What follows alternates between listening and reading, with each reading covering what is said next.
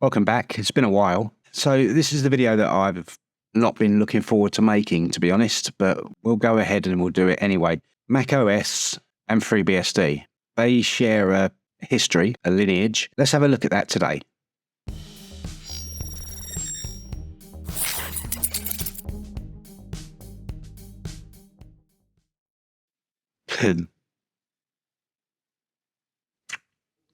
FreeBSD and macOS, they are very similar. They're both, well, macOS is a Unix certified OS. FreeBSD is a Unix-like, but they share common lineage. So we'll have a look at that today, and let's dive in and have a look. So looking at Wikipedia, it will give you a lot of details on macOS. We're going to concentrate on macOS 10, macOS X. I'm pretty sure it's macOS 10, not X. But we're not going to start a war over that. So macOS 10 first came out in 1999 as macOS 10 Server 1.0. And there were a lot of tools in the operating system that come over from the BSD lineage. So we'll have a look at that.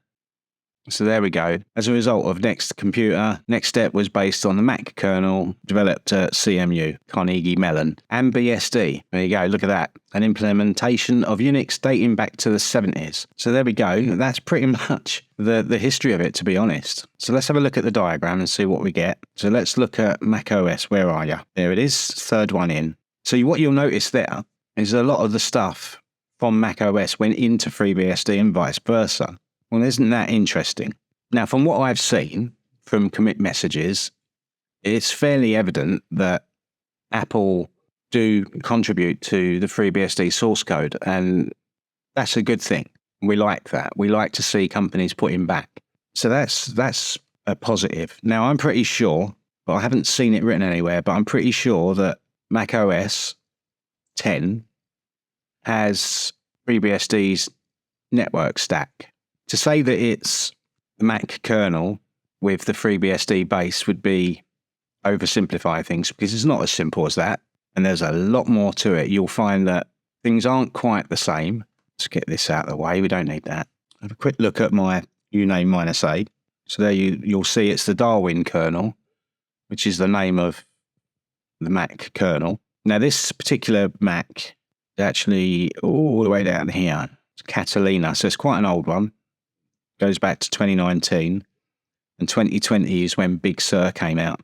So we can't really put anything newer on it. We can, but it's a lot of faffing around, and perhaps I'll do that at some point. So there you go. Look, it's a 2010 Mac Mini. It's an old one.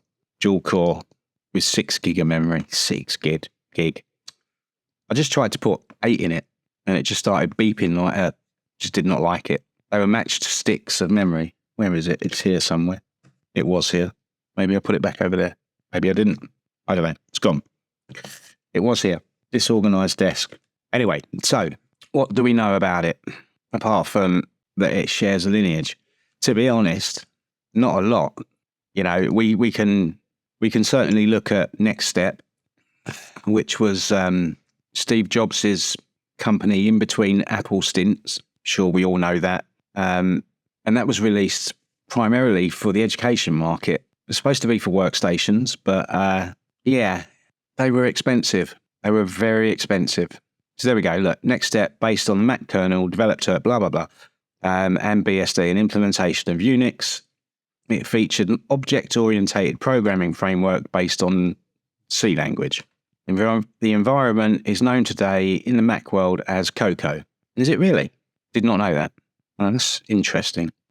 Anyway, so after that happened, Apple went along and bought Next Step, and hence Steve Jobs back, and we all know that story. So we're not going to hash over that. I'll keep going down. I did not know that, though. Cool, blimey, that would have been something else, wouldn't it?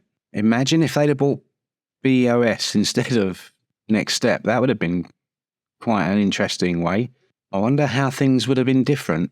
Would have been quite a strange world we would have been in. However, they didn't. They purchased Next, and we got macOS 10. And a lot of the stuff that's in macOS 10 can be traced directly back to Next and OpenStep. The beach ball. the spinning beach ball of death. That was originally from Next Step. So there we go. There's all the versions, what it ran on. I will attempt to put Ventura on this, because it can be done. May even do a video of that. Don't know if there's any interest in that. Let me know in the comments. Ventura is the latest. It would be interesting to see how it runs on this hardware. Probably badly. But it is entirely possible. So there we go. It's funny because I always believed that there was more FreeBSD in macOS than there actually is. It's basically just a few utilities and a little bit more. Where was it? I mean, this doesn't really go into much detail, so, you know, might find more information about it on here. See if we can find it. FreeBSD is just macOS without the good bits. I'd debate that. There is a myth that macOS is about FreeBSD, but macOS is just FreeBSD with a pretty GUI. The two operating systems do share a lot of code. For example, most of the userland utilities and the C library on macOS are derived from FreeBSD versions. Derived and are the same is not the same. So basically what that means is they took the FreeBSD utilities and tinkered with them for their own purposes, which the license permits, of course, and that's great. And there we go. Look, some of this code flow works in the other direction. For example, FreeBSD 9.1 and later include the C++ stack and compiler that were originally developed for macOS. Major parts of the work done by Apple employees. Darwin, which consists of the XNU kernel. Now, if you look at the uname, you would have seen XNU. There it is. So this is, as we can see there, Darwin. Where were we? Yeah, Darwin, which consists of the XNU kernel, I/O kit, a driver model, and POSIX compatibility via a BSD compatibility layer, makes up part of macOS. So what you'll probably find is a lot of the man pages are BSD. So let's check that out. Let's man MV. There you go. BSD general commands. So much of the userland, not all, much of, is in macOS.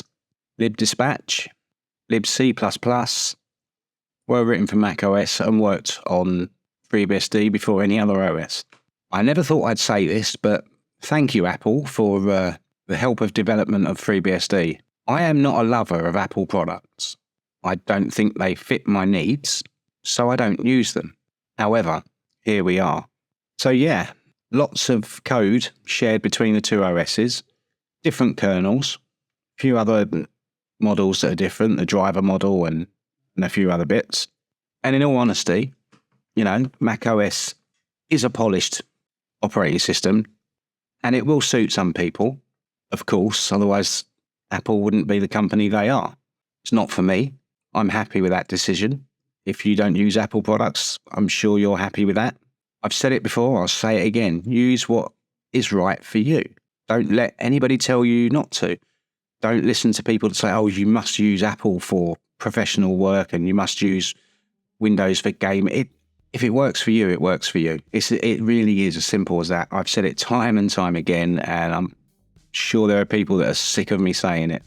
So there we go. That is essentially FreeBSD's relationship to Apple and Apple's relationship. That is essentially FreeBSD's relationship to macOS and vice versa. A lot of code sharing. If you like this video, please do give it a thumbs up and share it around. Very happy for you to share it everywhere and comment in the comment section below. We do have a Discord server. It is still going. It's very quiet at the moment, guys. Come on, get in there and mix it up and start chatting. As always, I will see you in the next video. Take care and have a lovely day. Bye-bye.